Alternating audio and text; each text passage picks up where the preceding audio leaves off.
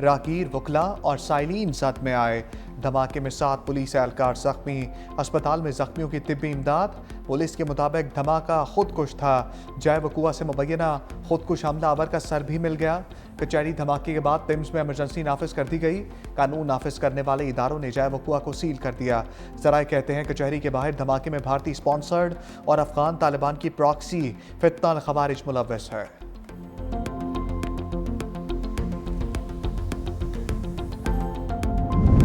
इस्लामाबाद खुदकुश हमले पर तहकीकाती इदारों की इब्तदाई रिपोर्ट तैयार। रिपोर्ट के मुताबिक खुदकुश हमलावर बाजौड़ में रिहाइश पजीर था। खुदकुश हमलावर जुम्मा के रोज़ इस्लामाबाद पहुंचा। पीर बधाई से मोटरसाइकिल पर G11 कचहरी आया। हमलावर की मोटरसाइकिल का नंबर भी ट्रेस। खुदकुश हमलावर ने चादर ओढ़ रखी थी। वज़ीर दाखिला मोहसिन नकवी कहते हैं मोटरसाइकिल सवार खुदकुश हमलावर ने कचहरी में जाने की कोशिश की। मौका ना मिलने पर पुलिस की गाड़ी के करीब खुद को उड़ा दिया।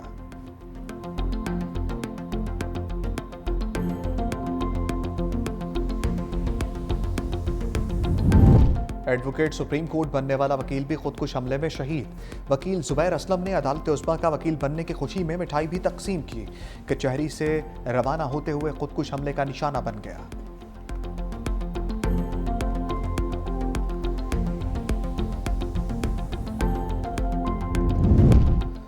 जनूबी वज़ीरिस्तान के कैडेट कॉलेज वाना पर खवारिज का बुज़दिलाना हमला। भारतीय प्रॉक्सीज फितना अल खवारिज और फितना अल हिंदुस्तान के दहशतगर्द शामिल।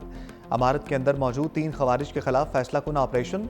सिक्योरिटी ज़राए के मुताबिक तमाम तलबा और असातिज़ा को बाहिफाजत रेस्क्यू कर लिया गया। अब ऑपरेशन जामे तरीके से अपनी अंजाम को पहुंचाया जाएगा। आखिरी खवारिज की हलाकत तक सिक्योरिटी ऑपरेशन जारी रहेगा। तमाम तलबा और असातिज़ा के हौसले बुलंद हैं। 10 नवंबर को अफगान खवारिज ने मरकजी गेट पर बारूद से भरी गाड़ी टकराई। खुदकुश हमले की CCTV फुटेज मंजर आम पर आ गई। वहाँ से देखा जा सकता है कि कैसे कॉलेज के गेट पर खुदकुश धमाका किया गया। सिक्योरिटी ज़राए के मुताबिक धमाके से कॉलेज का मरकजी दरवाज़ा मुकम्मल तौर पर मुनहदिम हो गया, जबकि करीबी इमारतों को भी नुकसान पहुँचा। पाक फौज के जवानों ने बहादुरी से कार्रवाई करते 2 खवारिज को मौका पर ही अंजाम तक पहुँचाया। पर एक खुदकुश हमला हुआ है और वो हमला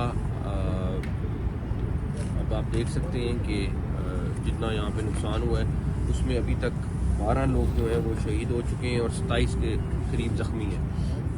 ज़ख्मियों का हम इलाज ऑलरेडी कर रहे हैं। हमारी टीम ऑलरेडी हॉस्पिटल में मौजूद है और जो बेस्ट फैसिलिटी दे सकते हैं दे रहे हैं। और प्राइम मिनिस्टर खुद भी अभी हॉस्पिटल वालों से वो भी बात कर रहे थे और उनको कह रहे थे कि जो अब लोग ज़ख्मी हैं उनका जितना हम इलाज करा सकते हैं कराएँ। वाना हमले में अफगानिस्तान मुलव्वस है। वफाकी वज़ीर दाखिला मोहसिन नकवी की अफगान रजीम को सख्त वार्निंग। जुडिशल कम्प्लेक्स का दौरा, कचहरी धमाके के मुकाम का जायजा, कहा मालूम है अफगानिस्तान क्या कर रहा है। सिक्योरिटी पर समझौता नहीं होगा। अफगान तालिबान को पाकिस्तान में दहशतगर्दी रोकना होगी, वरना खुद दहशतगर्दों का बंदोबस्त करेंगे। हमले में जो मुलव्वस हुआ चाहे दूसरे शहर का हो, कोई माफ़ी नहीं। हमलावर कैडेट कॉलेज में लोगों को यरगमाल बनाना चाहते थे मगर कामयाब नहीं हुए। हमलावर अफगानिस्तान में अपने हैंडलर्स से राब्ते में थे।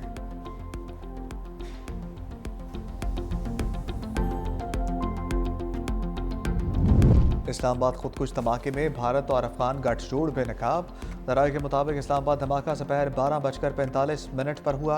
अफगानिस्तान के सोशल मीडिया अकाउंट्स पर सुबह सवेरे से बाज़गश्त सुनाई दी जाने लगी। 6:45 पर अफगान तालिबान से मुंसलिक एक्स अकाउंट से कमिंग सून इस्लामाबाद जैसी पोस्ट की गई। अफगान मिलिट्री परेड के मौका पर भी पाकिस्तान मुखालिफ बातें की गई। वाज़ेह सबूत है कि अफगान तालिबान रजीम अपनी हरकतों से बाज नहीं आई।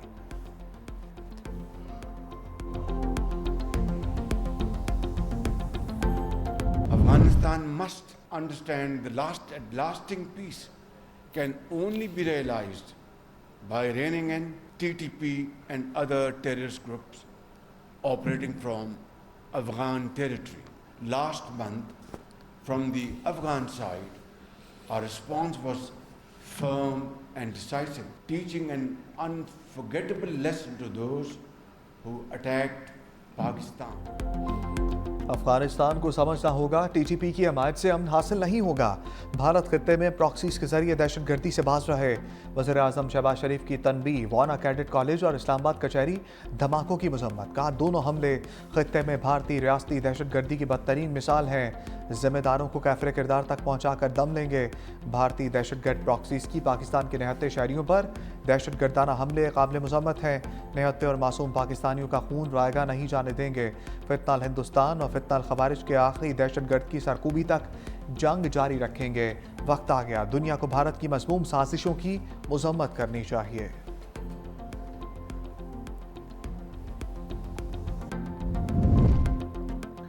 दो बड़ों की बैठक। सदर आसिफ अली जरदारी से वज़ीर आज़म शहबाज शरीफ की मुलाकात।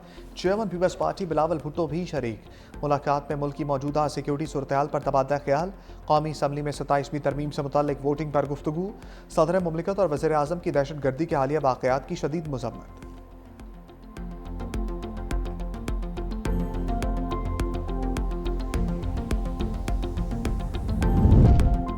इस्लामाबाद कचहरी में धमाका, वेकअप कॉल है। वज़ीर दिफा ख्वाजा आसिफ की एक्सपर्ट पोस्ट। कहते हैं दहशतगर्दी के खिलाफ जंग पूरे पाकिस्तान की जंग है। इस्लामाबाद तक इस जंग को लाना काबुल की तरफ से एक पैगाम है। काबुल के हुक्मरान इस दहशतगर्दी को रोक सकते हैं। पाकिस्तान दहशतगर्दी का भरपूर जवाब देने की कुव्वत रखता है। वज़ीर इत्तलात अताउल्लाह तारर कहते हैं दहशतगर्दी के खात्मे तक चैन से नहीं बैठेंगे। भारत और अफगानिस्तान को पाकिस्तान की तरक्की हजम नहीं हो रही। दहशतगर्दी से पाकिस्तानी कौम दबने वाली नहीं। वज़ीर दाखिला सिंध ज़ियाउल हसन ने कहा खुदकुश हमलावरों और दहशतगर्दों का कोई मजहब नहीं, ये सिर्फ और सिर्फ इंसानियत के दुश्मन है।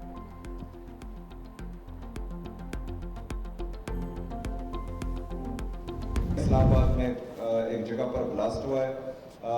ये एक दिलाना हरकत है, इसकी हम शदीद अल्फाज में मजम्मत करते हैं।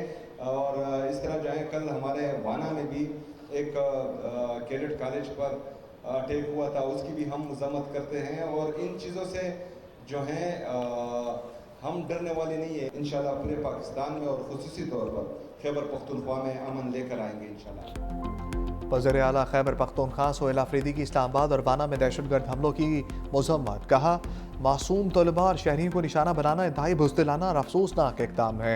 ऐसे हमले हमारे हौसले पस्त नहीं कर सकते। सूबे से दहशतगर्दी के मुकम्मल खात्मे और क़याम अमन के लिए पुरअज़्म है। खैबर पख्तूनख्वा में तमाम सियासी, मजहबी और कबायली अमायदीन पर मुश्तमिल अमन जरगा मुनक्किद किया जा रहा है।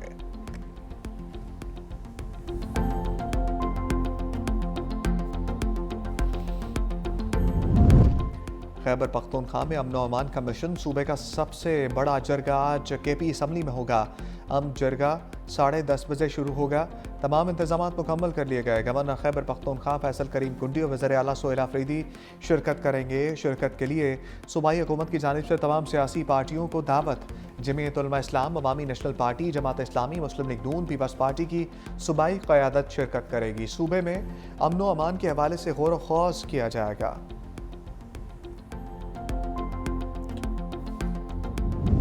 वो मुशावरत से ही होनी चाहिए और हमेशा आइन में तरमीम जो है वो लार्जर कंसेंसस डेवलप करके की जाती है। एक इंडिपेंडेंट आइनी अदालत के क़याम का अलग से, तो उस तजवीज़ पे सारों की राय ली गई। सब रहनुमाओं से गाहे बगाहे इंगेज किया और फाइनली सर ये कंसेंसस हुआ कि फेडरल कॉन्स्टिट्यूशन कोर्ट जो है वो कायम कर दी जाए।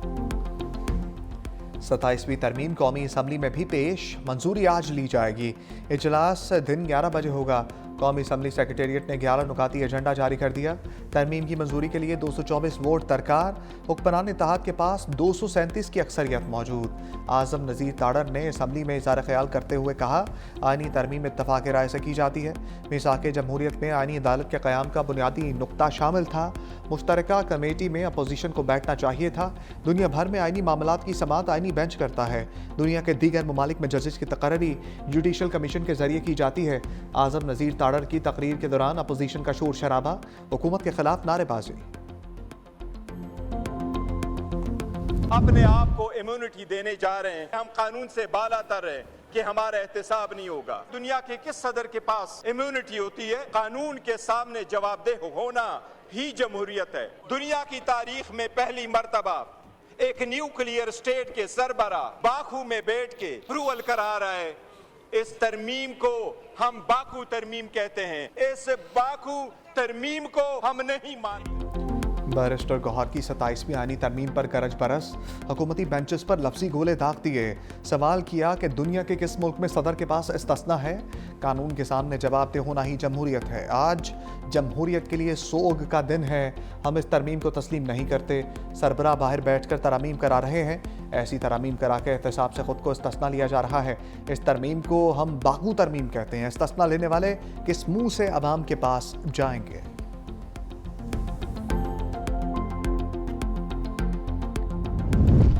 शाजिया मरीका 27वीं तरमीम को बाकू तरमीम कहने पर जवाबी एक्शन। कहा, आपने बाकू तरमीम की बात की। बाकू हमारा दोस्त मुल्क है। इस्तिस्ना दीगर ममालिक में भी सदूर को हासिल है। आपने चाइना के साथ ताल्लुकात ख़राब किए, वफूद के साथ दूसरे ममालिक जाते हैं लेकिन कमेटीज़ में नहीं आते।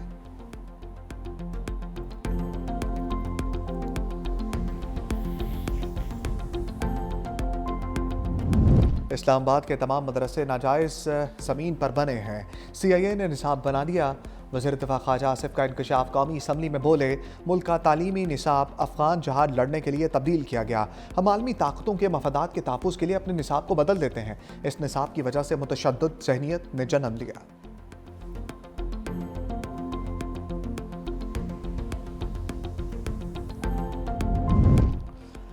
सेनेट इजलास की तारीख में तब्दीली। ऐवान बाला का इजलास कल के बजाय आज होगा।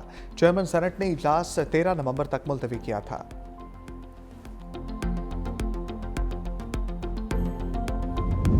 सलमान अकरम राजा ने पार्लियामान और हुकूमत को मसनूई करार दे दिया।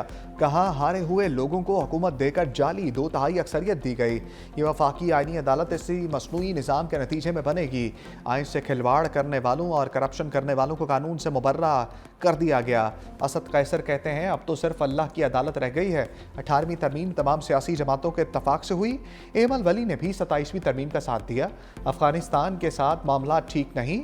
उम्मीद है अमन जरगे में तमाम सियासी जमातें शरीक होंगी। राजा नासिर अब्बास ने कहा, ये समझते हैं कि आईनी तरमीम उनको अवाम के गैज़ो गज़ब से बचा लेगी। ये पाकिस्तान की सालमियत, इज़्ज़त और वक़ार पर हमला है।